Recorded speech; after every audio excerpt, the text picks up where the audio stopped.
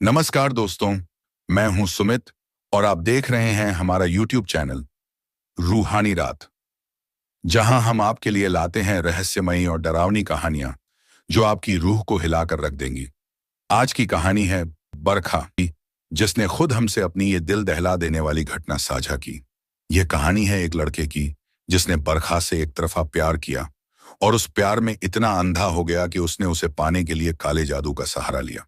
लेकिन आखिर में उस लड़के के साथ क्या हुआ और उसने बरखा की जिंदगी को किस तरह प्रभावित किया, यह जानकर आपके रोंगटे खड़े हो जाएंगे। तो चलिए, बिना समय गंवाए सुनते हैं इस खौफनाक किस्से को।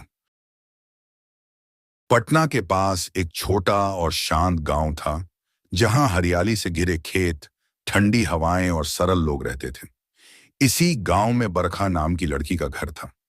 उसकी बड़ी बड़ी आंखें, घने काले बाल और सजीव मुस्कान उसे किसी परियों जैसी बनाती थी। उसका व्यक्तित्व उसकी सुंदरता से भी कहीं ज्यादा चमकदार था। उसकी आंखों में चमक और दिल में सबके लिए प्यार था। गांव का हर व्यक्ति उसे पसंद करता था, लेकिन उसकी खूबसूरती के चर्चे पूरे गांव में इस कदर थे, उसको अपनी दुल्हन बनाने का सपना देखता था। बरखा की मासूमियत और गंभीरता का अद्भुत मेल उसे औरों से अलग बनाता था। जहां हर लड़की को गांव के लड़के तंग करने की कोशिश करते, वहीं बरखा के सामने वह एक शब्द भी बोलने से कतराते। लेकिन इस गांव में एक ऐसा व्यक्ति भी था जिसे बरखा का इनकार और उसकी अनदेखी खलती थी। चारण। चारण गांव का सबसे बुरा लड़का था। उसका जीवन हर बुरी आदत से भरा हुआ था। शराब पीना, धूम्रपान करना, जुए में पैसा गंगवाना और लड़कियों को तंग करना। चारण का दिल बरखा के लिए धड़कता था, लेकिन उसका प्यार एक तरफा और अंधा था। वह चाहता था कि किसी भी कीमत पर वह बरखा से शादी करे। उसने कई बार बरखा को प्रपोज किया था, लेकिन बरखा ने हर बार उसे ठुकरा दिया। बरखा को चारण की आदतों के बारे में अच्छे से पता था और वह कभी भी उससे बात तक नहीं करना चाहती थी। चारण का प्यार अब पागलपन में बदल चुका था। उसकी यह इच्छा थी कि किसी भी कीमत पर वह बरखा को अपनी बना ले। वह आए दिन बरखा के पीछे घूमता रहता, उसे तंग करता और एक दिन उसने हद ही पार कर दी। चारण ने बरखा को गांव के चौक पर सभी लोगों के सामने फिर से शादी के लिए प्रपोज किया। जब बरखा ने उसे साफ इनकार किया, तो चारण ने उसका हाथ पकड़ने की कोशिश की। बरखा को यह असहनीय लगा और उसने गुस्से से भरकर उसे एक जोरदार थप्पड़ जड़ दिया। चारण की इस बेइज्जती से पूरे गांव में उसकी हंसी उड़ाई जाने लगी। चारण के लिए यह थप्पड़ केवल एक चोट नहीं था, उसके अहंकार पर गहरी मार थी। उसकी आंखों में बदला लेने की ज्वाला जलने लगी। उसने बरखा को सबक सिखाने की ठान ली। अपने गुस्से और अपमान को लेकर उसने कुछ ऐसा करने का फैसला किया जिसे गांव में कोई भी सोच भी नहीं सकता था। गांव से दूर एक बाबा रहते थे, जिन्हें काले जादू और तंत्र मंत्र में महारत हासिल थी।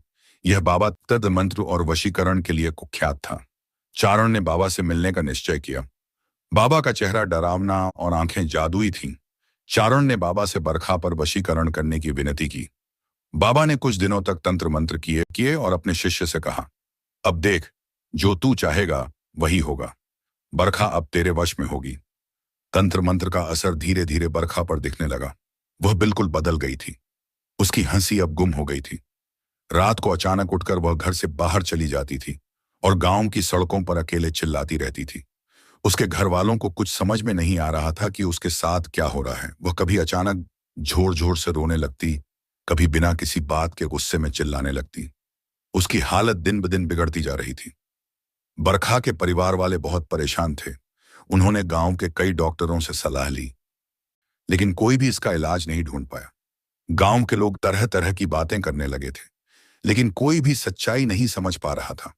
अंत में बरखा के माता पिता ने एक प्रसिद्ध पुजारी से संपर्क किया, जो दूर दूर तक अपनी विद्या और तंत्र निवारण के लिए जाना जाता था।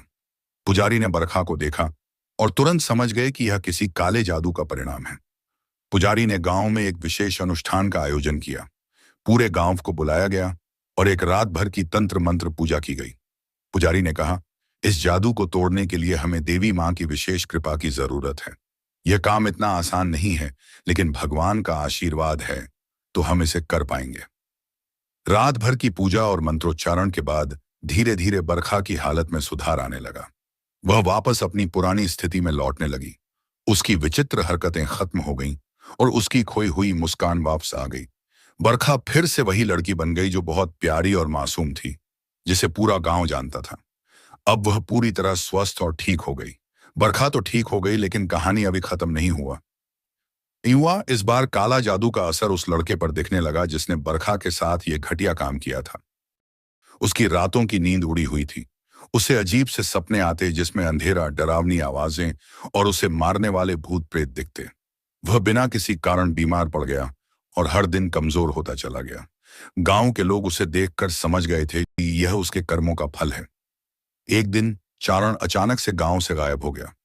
उसे ढूंढने की बहुत कोशिश की गई, लेकिन उसका कोई पता नहीं चला। 3 दिन बाद नदी के किनारे उसका शव मिला।